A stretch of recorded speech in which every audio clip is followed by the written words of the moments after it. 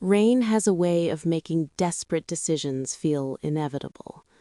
Elena Morrison stood outside the glass doors of Whitmore and Associates, watching water stream down like tears she refused to cry. Inside, a stranger waited, steel-gray eyes, expensive suit, a contract that would make her his wife for $3 million. 1 year of her life, 12 months of pretending, a simple transaction to save everything that mattered. Through the rain-blurred windows, she could see him checking his watch. Nathaniel Harrington, billionaire, ice king, the man who'd looked at her desperation and seen an opportunity. The debt collection notice crinkled in her purse. 48 hours until they stopped Grace's insulin. 48 hours until Elena had to choose between her sister's life and her pride. She'd already chosen. Her hand reached for the door handle, trembling but steady. This was insane. This was survival. This was the moment everything changed. Elena Morrison pushed through the doors and walked toward the stranger who would become her husband. She had no idea she was also walking toward the man who would become her everything. Chapter 1. The Contract. The rain hammered against the glass doors of Whitmore and Associates like accusations Elena Morrison couldn't answer. She stood on the sidewalk, clutching a manila envelope that held either her salvation or her damnation. She hadn't decided which yet. Through the water-streaked windows, she could see him. Nathaniel Harrington sat perfectly still in one of those leather chairs that probably cost more than her monthly rent, his profile sharp as a knife's edge. Even from here, even through the distortion of rain and glass, he looked exactly like what he was, a man who'd never had to beg for anything in his life. Unlike her.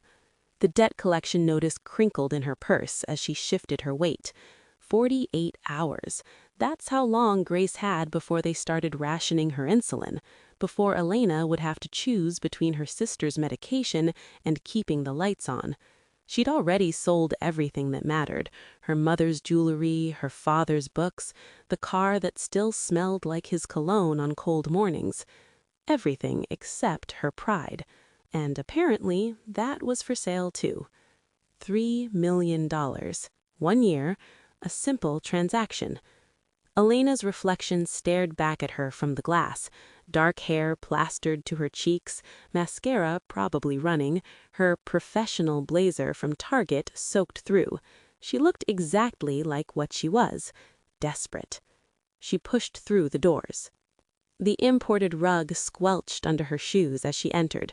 The lawyer, silver hair, silver cufflinks, silver smile, gestured to the empty chair beside Nathaniel Harrington.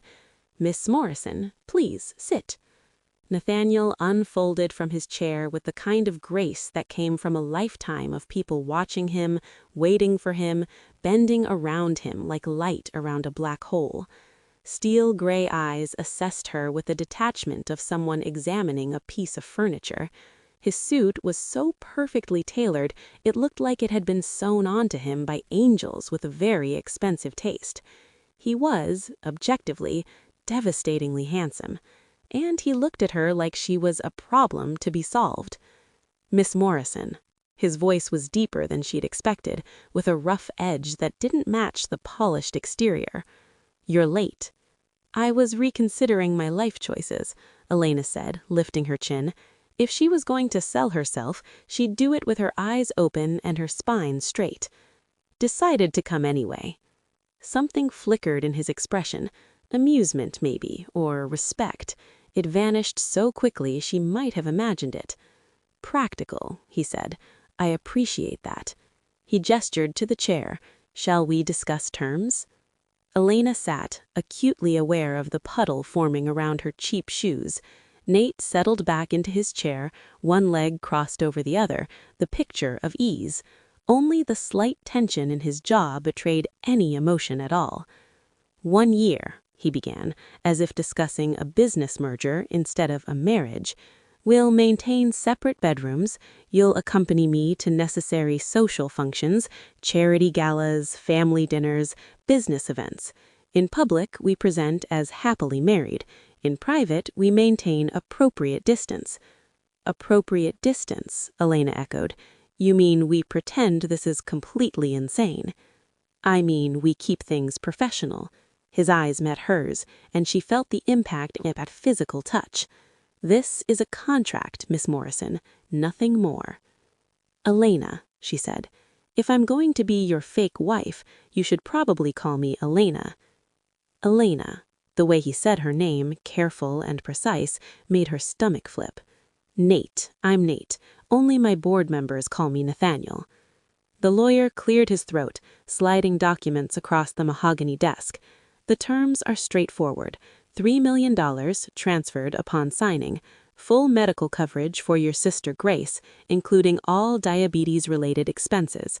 You'll reside in Mr. Harrington's penthouse for the duration of the arrangement. The public story, you met through mutual friends 6 months ago, kept the relationship private, decided to marry quickly."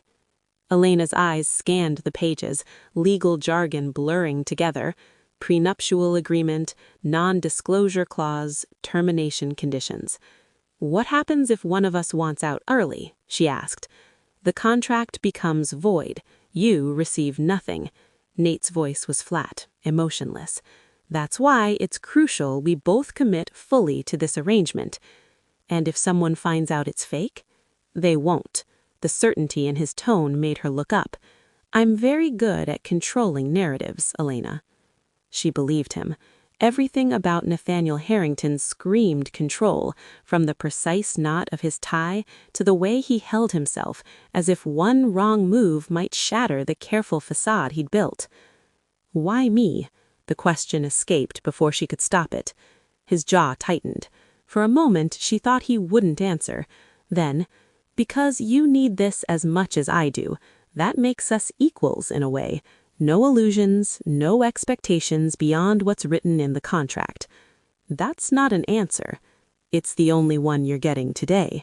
He reached for one of the pens the lawyer had placed between them. "My grandfather is dying.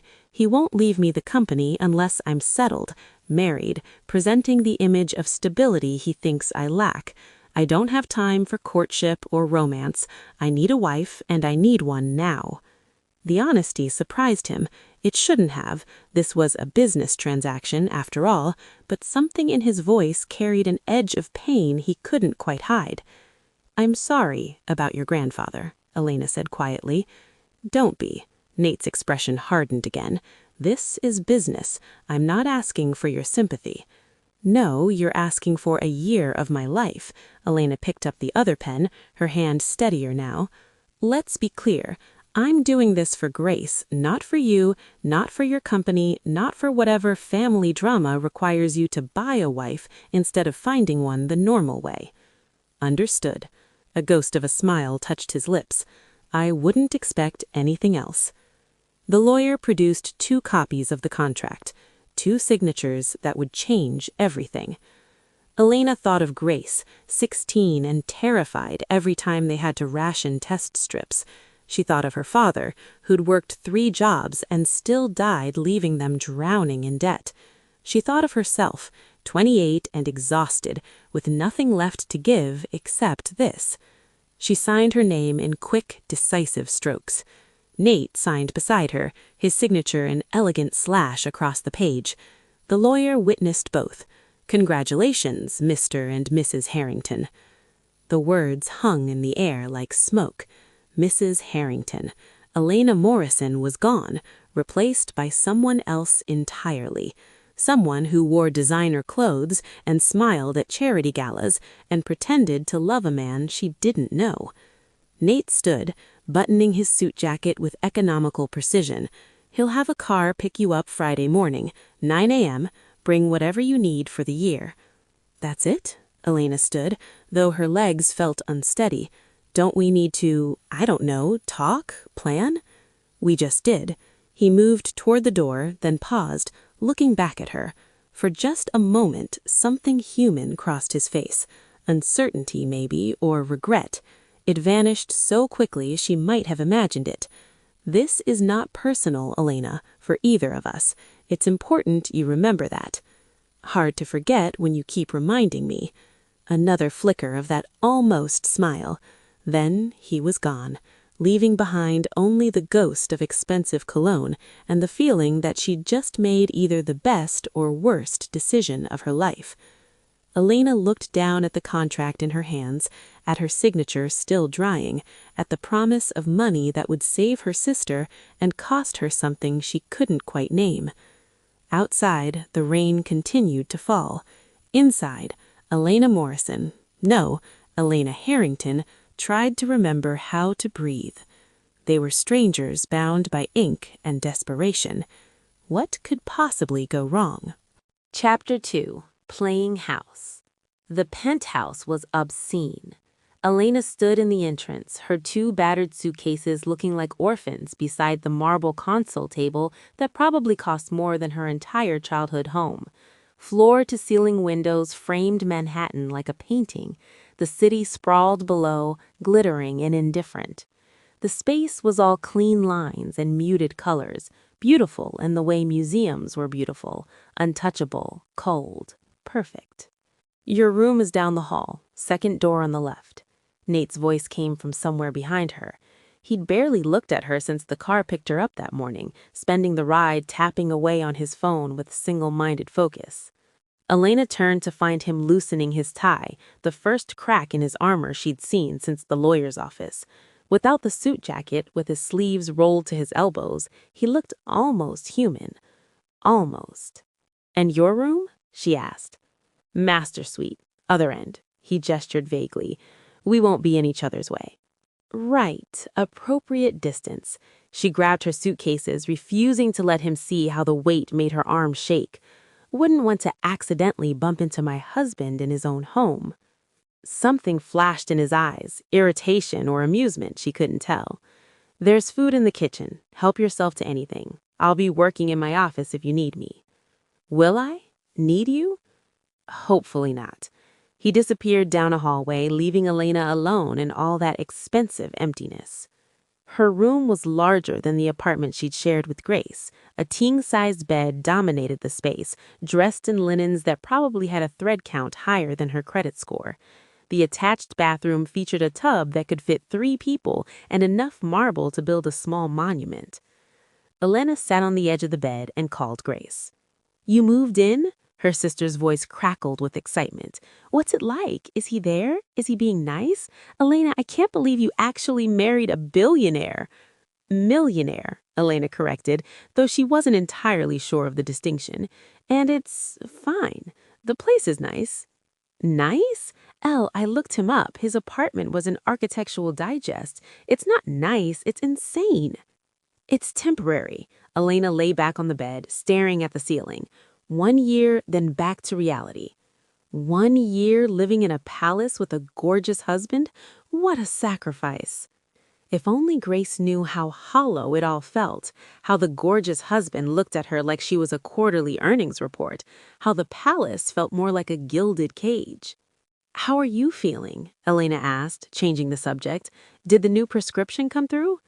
"This morning. Elle, I can't believe. They just sent it. No fighting with insurance, no payment plans. They just sent it." Grace's voice cracked. "You really did it." "Yeah, I really did." After they hung up, Elena unpacked in silence, filling maybe 1/10 of the massive closet. Her Target blazer looked sad hanging next to the empty space where a wife's wardrobe should be. The smell of garlic and tomatoes drew her out eventually. She followed it to a kitchen that belonged in a restaurant, all stainless steel and gleaming counters. And there, standing at the stove with a wooden spoon in his hand, was Nathaniel Harrington. He'd changed into jeans and a navy sweater that made his eyes look like storm clouds. His hair was slightly mussed, as if he'd run his hands through it. He looked younger like this, real. "You cook?" Elena blurted. He glanced over his shoulder. "You sound surprised. I just assumed you had people for that." "I do, but sometimes I prefer doing things myself." He stirred something in a pan that smelled divine. "Pasta, okay? I should have asked about dietary restrictions, but..." "Pasta's perfect." She moved closer, drawn by both the food and the strangeness of seeing this controlled man doing something so domestic. Need help? He nodded toward a bottle on the counter. They worked in careful silence, Elena opening the wine while Nate plated pasta with the precision of someone who'd done it 1,000 times. They sat at the island, not the formal dining table visible through the archway, and for a moment it almost felt normal. The pasta was incredible. "This is really good," Elena said, unable to help herself. "My grandmother's recipe." The words came out softer than his usual clipped tone. She insisted all her grandchildren learn to cook, said depending entirely on others was a weakness. Smart woman. She is. She's also the one who suggested this arrangement. Elena nearly choked on her wine. "Your grandmother knows this is a fake?" "She thinks it's practical." Nate's expression shuddered again. "She's old-fashioned that way." They ate in silence for a moment, the clink of forks against plates the only sound. Elena watched him from the corner of her eye, the way he held his fork, the tension in his shoulders gradually easing, the way the city lights reflected in his eyes. "We should establish ground rules," Nate said suddenly, "beyond what's in the contract." "Such as?" "Breakfast. I'm up at 6, out by 7. I'll stay out of your way in the mornings if you do the same." "Done. I'm not a morning person anyway." "Evenings, I usually work late. The office is off limits unless it's an emergency." Elena bristled. "I'm not going to interrupt your precious work time." "I wasn't implying." He stopped, jaw tight. "I'm simply trying to make this easier for both of us." "By avoiding each other entirely?" "Yes." His eyes met hers, sharp and defensive. "That was the agreement, wasn't it? Appropriate distance." "Right." Elena pushed her plate away, appetite gone. "Wouldn't want things to get complicated." She stood, but Nate's voice stopped her. "Elena." She turned. He was looking at his hands, not at her. "This isn't personal. I know I keep saying that, but I need you to understand. This arrangement, it's not about you being inadequate or unwanted. It's about me being incapable of—" He stopped himself. "It's better this way. Trust me." Something in his voice made her chest ache. This wasn't cold detachment. This was fear. "Okay," she said quietly. "Ground rules. Got it." That night, Elena couldn't sleep. At 2 a.m., she gave up and padded to the kitchen for water. Light spilled from the living room, and there was Nate, sprawled on the couch in sweats and a t-shirt, a laptop balanced on his knees, and a terrible reality show playing on mute on the TV behind him. He looked up, startled. "Can't sleep?" "Apparently not." She gestured to the TV. "Is that Real Housewives?" He had the grace to look embarrassed. "It's mindless." "It's terrible." "Exactly." Elena found herself smiling. Without asking, she poured 2 glasses of water and sat on the opposite end of the couch. On screen, women in too much makeup argued about something incomprehensible. "They're fighting about a beach house," Nate provided. "Of course they are." They watched in companionable silence, the awkwardness of dinner fading into something easier. When one of the women threw a drink at another, Elena laughed, really laughed, and caught Nate watching her with an expression she couldn't quite read. "What?" she asked. "Nothing," but his voice was soft. "It's just been a while since anyone laughed in this apartment." The words hung between them, intimate and unexpected.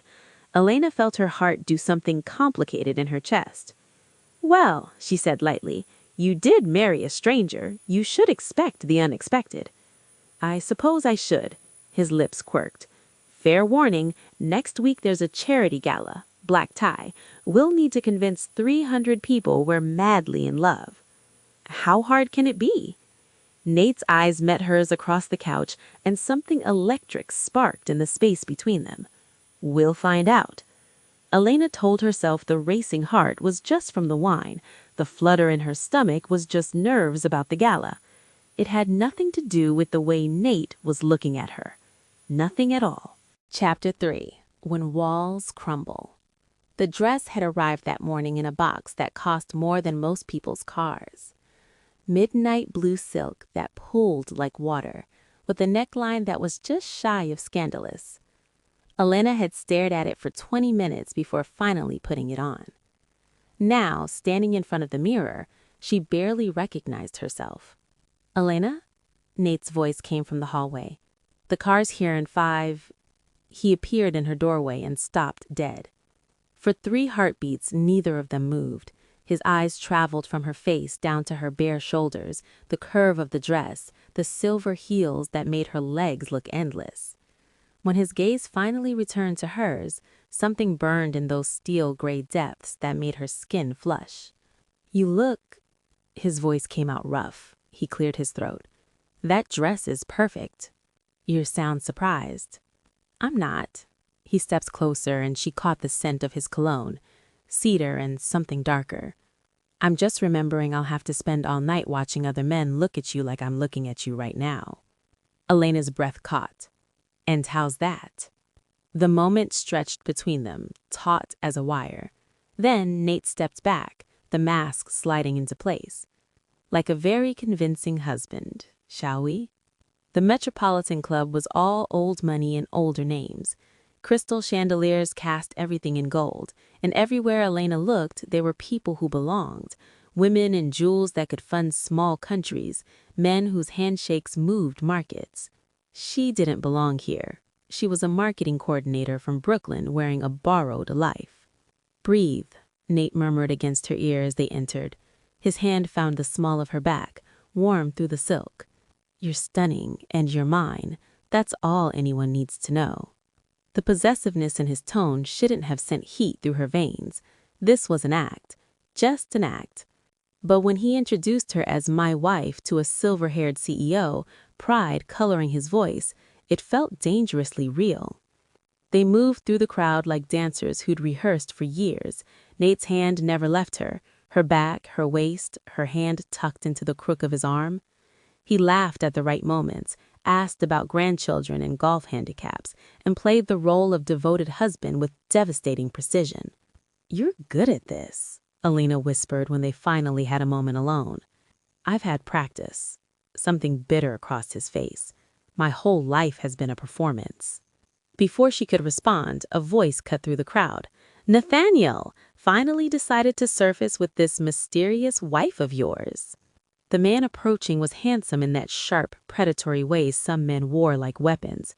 His smile didn't reach his eyes. "Richard." Nate's hand tightened on Elena's waist. "Elena, this is Richard Cross. We compete for the same contracts occasionally." How modest. Richard's gaze slid over Elena like oil. "We're bitter rivals, actually. Though I must admit, Nathaniel, you've won this round spectacularly. She's exquisite." "She's also standing right here," Elena said coolly. "Ha ha ha. Beauty and fire.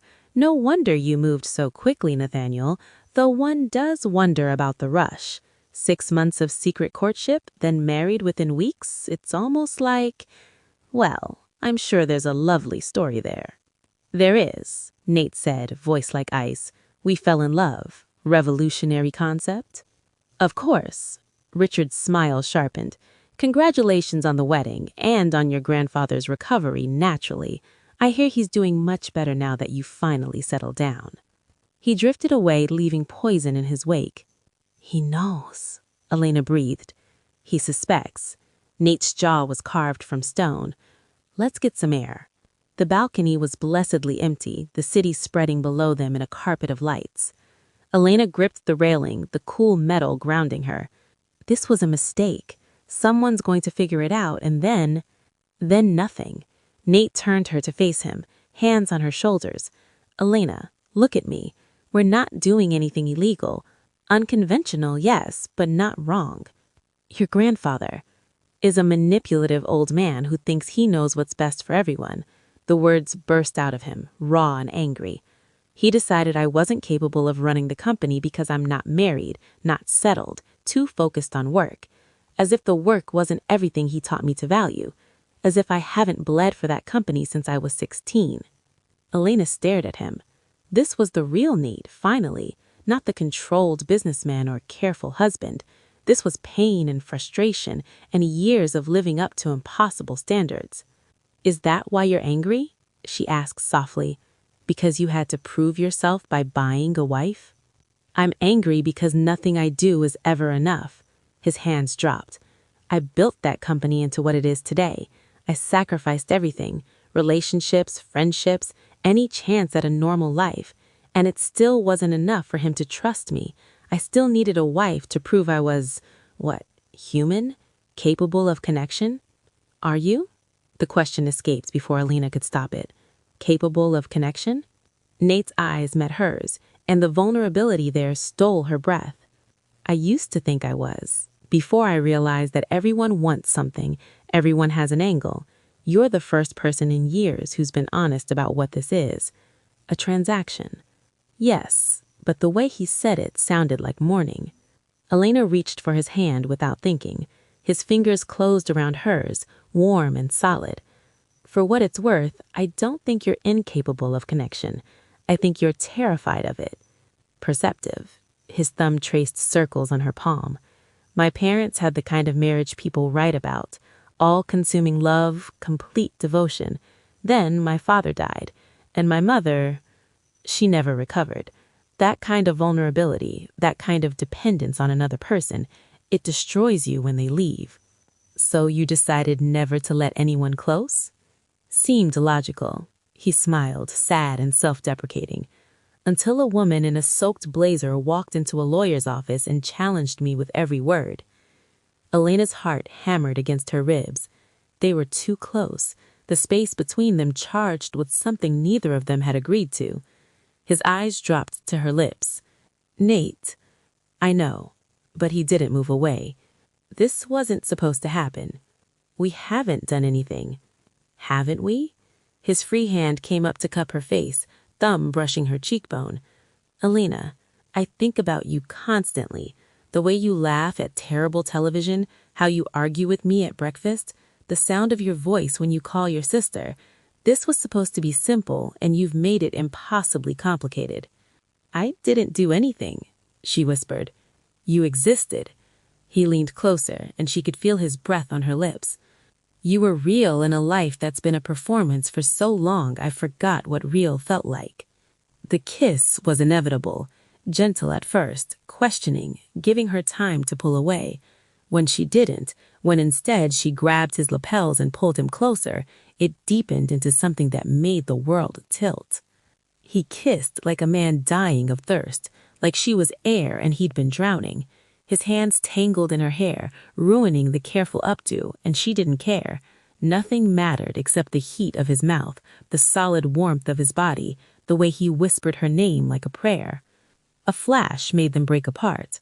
A photographer stood in the doorway, camera raised, grinning like he'd won the lottery. Mr. Harrington, beautiful moment. The Post will love this. He disappeared before either of them could react. Elena touched her swollen lips, reality crashing back.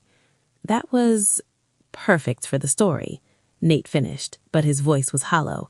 He straightened his jacket, the walls slamming back into place. Everyone will believe we're in love now. The words hit like a slap. Right, the performance. That's all it was. We should get back, Elena managed. Yes. They walked back inside in silence, the taste of him still on her lips, the warmth of his touch still ghosting across her skin. For the rest of the night, they played the perfect couple, touching, laughing, stealing glances. But something had shifted, something dangerous and irrevocable. The performance was over, but neither of them wanted to drop the act. Chapter 4. The Breaking Point. The photograph was everywhere. Elena stared at her phone, scrolling through article after article.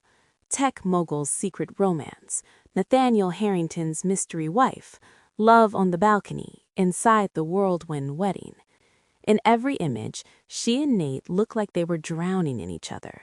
His hand cradling her face, her fingers twisted in his jacket, the kiss that had felt like the world ending and beginning at once. It looked real because it had been real. That was the problem. The penthouse was silent. Nate had left before dawn. She'd heard his door close, his footsteps retreating, the elevator chiming his escape. 3 days since the gala, and he'd barely looked at her. Separate corners of the apartment, careful timing to avoid each other. The ground rules weaponized into walls. Elena threw her phone onto the couch and headed for the kitchen. Coffee. She needed coffee, and maybe something stronger. She found Grace's medical bills on the counter instead. Paid in full, every single one. Not just the ones covered by their agreement, but the experimental treatment her endocrinologist had mentioned, the one insurance would never approve, the one that cost more than Elena made in 2 years. All paid by Nate. Her hands shook as she picked up the invoice.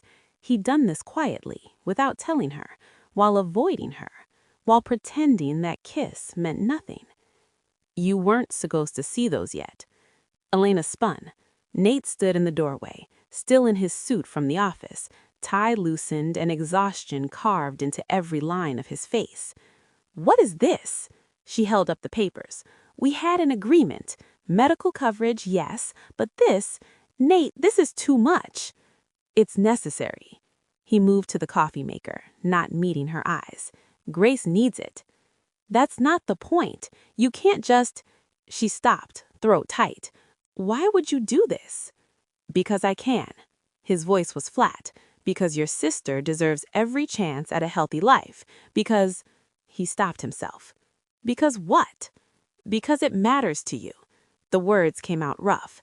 And what matters to you matters to me, apparently, despite my best efforts. Elena's heart hammered. Nate, we need to talk about what happened.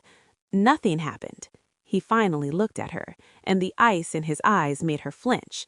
We put on a show for a photographer. We did our jobs. That's all. That's not... Miss Morrison. The formal address was a knife between her ribs. I think it's best if we remember the terms of our agreement. This is a business arrangement. Anything else is a complication neither of us can afford. You're unbelievable. Anger surged through her, hot and righteous. You kiss me like I'm the only real thing in your world. You pay for my sister's treatment without asking, and then you stand there and tell me it means nothing. It can't mean anything. His control cracked just for a moment. Don't you understand? This ends in 9 months. You'll leave, I'll keep the company, and we'll both move on with our lives. Getting attached is... Attached? Elena laughed bitterly. God forbid anyone actually care about you, right? That might require you to be human instead of a walking corporation. You don't know what you're talking about. Then explain it to me.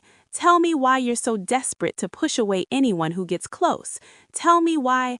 Because everyone leaves. The words exploded out of him. Everyone I've ever cared about either leaves or dies or realizes I'm not worth the effort. My father died when I was 10. My mother checked out emotionally and never came back. Every relationship I've tried has ended when they realized I can't be what they need. I won't survive it again, Elena. I won't. The raw pain in his voice stopped her cold. This was the heart of it. Not control or calculation, but fear.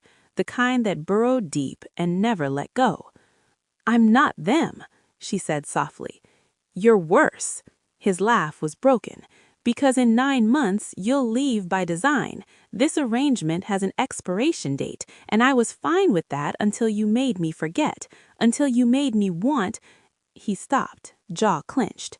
It doesn't matter what I want. Nate, the elevator chimed. They both froze. Richard Cross stepped out, perfectly tailored and venomous as ever. Apologies for the intrusion. My doorman knows me from the board meetings. What are you doing here? Nate's voice could have frozen the sun. Delivering a courtesy. Richard pulled an envelope from his jacket. I have evidence, emails, financial records, testimony from a very talkative lawyer, proving your marriage is a sham. A contract arrangement to secure your inheritance. Fraud, essentially. The SEC would be fascinated. The blood drained from Elena's face. I want 40% of Harrington Industrials. Sign the shares over, and these documents disappear. You have 48 hours to decide if your fake wife is worth your company.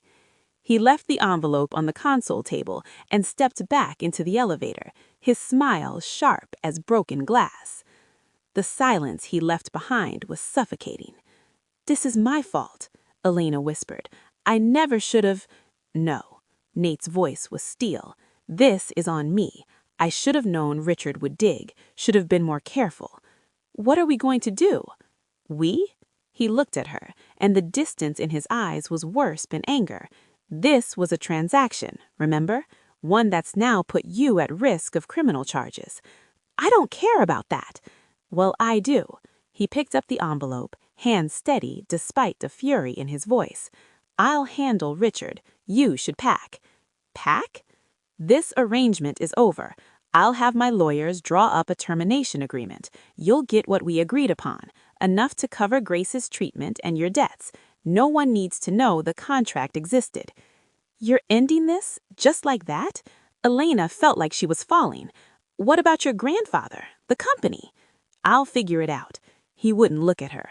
"But I won't risk you getting caught in the fallout. Richard's serious. If this goes to court, you could face fraud charges. I won't let that happen." "So you're protecting me by pushing me away." Her voice broke. "How noble." "Elena." "No." She grabbed her phone, blinking back tears she refused to let him see. "You're right. This was always temporary. I was stupid to forget that, to think that maybe—" She stopped herself. "I'll be packed by morning." She made it to her room before the tears came, made it behind the closed door before her legs gave out. She'd known this was coming. The contract had an expiration date after all. She just hadn't expected to hurt like this, like losing something vital, like losing him. In the living room, Nate stood alone, staring at the envelope in his hands. He'd made the right choice, the logical choice. Protecting Elena was more important than his feelings. So why did it feel like he'd just destroyed the only real thing he'd ever had? He looked at the couch where they'd watched terrible television and laughed, the kitchen where they'd shared meals and comfortable silence, the balcony where he'd kissed her and forgotten every reason why he shouldn't. The penthouse had felt never emptier. Some contracts were meant to be broken. Some hearts weren't meant to heal. And some mistakes, like falling for your fake wife, couldn't be undone. Chapter 5. Worth Fighting For.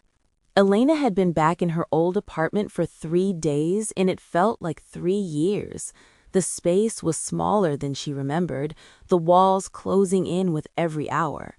Grace kept shooting her worried looks over breakfast. David had called 17 times, each voicemail progressively more profanity-laced and insistent that she was being an idiot. She ignored them all and focused on the want ads, circling entry-level positions she was overqualified for, trying to figure out how to rebuild a life she'd barely left. The knock on her door at 10 p.m. was unexpected. Elena opened it to find an elegant woman in her 70s, silver hair perfectly coiffed, wearing pearls and an expression that could cut glass. "Miss Morrison, I'm Margaret Harrington. May I come in?" Nate's grandmother. Of course. Elena stepped aside, too stunned to do anything else. Margaret surveyed the apartment with the same assessing gaze her grandson had perfected, then settled onto the worn couch like it was a throne. "Tea?" Elena offered weakly. "Whiskey, if you have it. This conversation requires something stronger." Elena poured 2 glasses and sat across from her unexpected guest. Margaret took a sip and nodded approvingly. "You're wondering why I'm here," Margaret said. "The truth is, I orchestrated your entire arrangement with my grandson." "You what?" "I found you, Miss Morrison. Your situation, your character, your desperation, all of it. I presented you to my lawyer as the perfect candidate." Margaret's smile was sharp.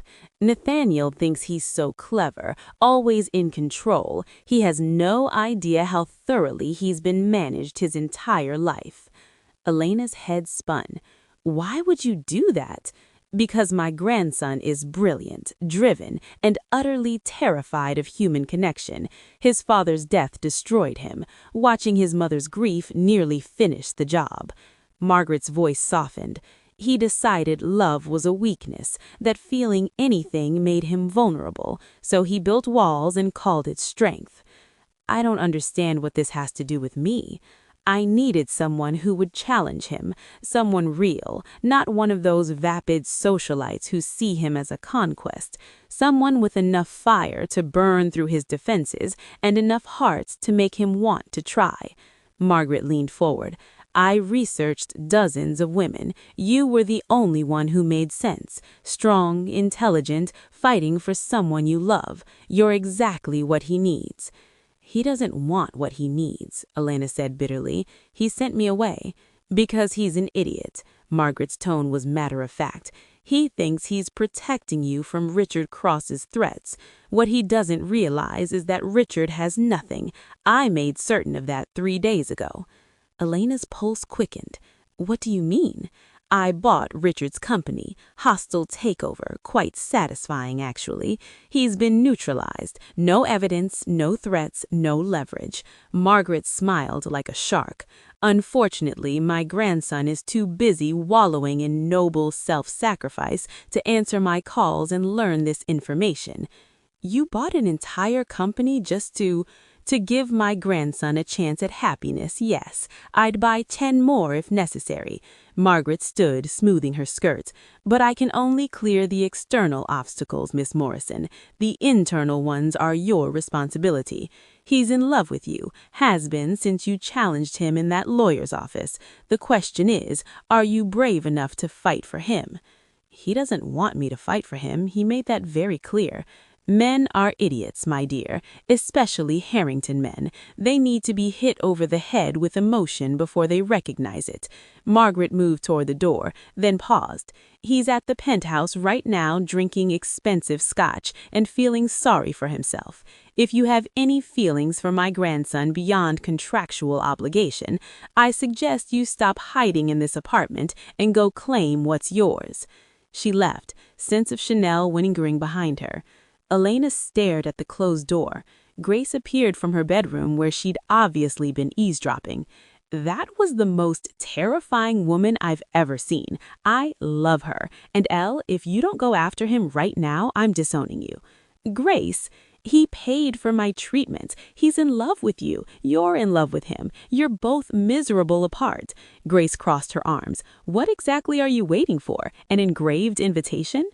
Elena looked at her sister, 16, brave, alive, because a man she barely knew had cared enough to help. A man who'd kissed her like she was his salvation. A man who was so terrified of loss that he'd rather be alone than risk his heart. I don't think he wants me to take this risk, Elena said, whispering. And you believed him? Grace's laugh was incredulous. Elle, nobody looks at someone the way he looks at you in those photos if it's just business. Nobody pays for experimental treatment for their fake sister-in-law if it's a contract. He's scared. So are you. But I didn't survive on rationed insulin just to watch you give up on the best thing that ever happened to you. The rain started as Elena grabbed her jacket. Of course it did. Some moments demanded rain. The doorman recognized her and waved her through without question. The elevator ride felt eternal. By the time she reached the penthouse, her heart was trying to escape her chest. She knocked, waited, knocked again. Nate opened the door, and the sight of him made her breath catch. He was in sweatpants and a t-shirt, hair disheveled, eyes red-rimmed like he hadn't slept. He looked like she felt, wrecked and raw. Elena, his voice cracked on her name. What are you doing here? Your grandmother came to see me. He closed his eyes. Of course she did. I'm sorry, I'll tell her to. She told me she bought Richard's company, that the threat is gone. Nate went still. What? Richard has nothing. No evidence, no threats, no leverage. No evidence, no leverage. You sent me away for nothing. Elena, he ran a hand through his hair, looking lost. Even if that's true, that doesn't change anything. This arrangement was always temporary. You deserve someone who can give you... Don't. She stepped closer, rain dripping from her jacket on his expensive floor. Don't tell me what I deserve. I'm done with you making decisions for both of us. I'm done with you running away because you're scared. I'm not. You are. She grabbed his shirt, forcing him to look at her. "You're terrified of losing someone, of being vulnerable, of admitting that what's between us is real. But guess what, Nathaniel Harrington? I'm terrified too, and I'm still here." "Why?" The word was barely a whisper. "Because I fell in love with you, you idiot. I fell in love with the man who cooks pasta at midnight and watches terrible TV and pays for my sister's treatment without asking for anything in return. I fell in love with you despite the contract, despite the walls, despite everything you did to push me away." His hands came up to frame her face, trembling. "Elena, I don't want your money. I don't want your penthouse or your protection. I want you. Messy, scared, human you, for as long as you'll have me. No contract, no expiration date, just us." "I can't lose you," his voice broke. "If I let myself have this, have you, and you leave, then I'll survive, because that's what we do." She covered his hands with hers.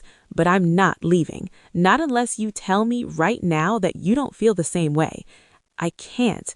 A tear tracked down his cheek. "I can't tell you that because it would be a lie. Elena, you're everything. You walked into my life and made me feel things I thought I'd buried. You made me laugh. You made me hope. You made me want to be more than just the company, more than just my grandfather's heir. Then stop pushing me away." "I'm scared," he admitted, the words raw. "I'm so scared of losing you that I'd rather lose you now on my terms than—" She kissed him, cutting off the spiral of fear, kissed him soft and deep and full of promise. He made a sound in his throat, pulling her closer, kissing her back like she was air and he was drowning. When they finally broke apart, both breathing hard, Nate rested his forehead against hers. "I love you," he whispered. "I'm in love with you. I have been since you told me off in the lawyer's office. I just didn't know how to. I couldn't." "I know," she smiled through her tears. "We're both disasters at this, but maybe we can be disasters together." He pulled back just enough to dig in his pocket. "Before my grandmother's interference, before everything fell apart, I was going to—" He held up a piece of paper. "The contract. I wanted to do this properly." He tore it in half, then in half again. Pieces fluttered to the floor like snow. "I don't want a wife for a year," Nate said. "I don't want an arrangement or a business deal. I want you, Elena Morrison, for as long as you'll have me, for real this time." "Yes," she laughed, crying, pulling him down for another kiss. "Yes to all of it. Yes." 6 months later, the courthouse was small, intimate, perfect. Grace stood beside Elena as maid of honor, looking healthy and radiant. David was on Nate's side, having fully embraced his role of "I told you so" best man. Margaret sat in the front row, looking insufferably pleased with herself. "Do you take this woman?" the judge began. "Yes," Nate interrupted, making Elena laugh. "You're supposed to wait for the question," she whispered. "I've waited long enough." He squeezed her hands. "I'm done waiting." "Then it's lucky I'm here." They exchanged rings, real ones this time, chosen together, meant to last. When the judge pronounced them married, Nate pulled Elena close and kissed her like they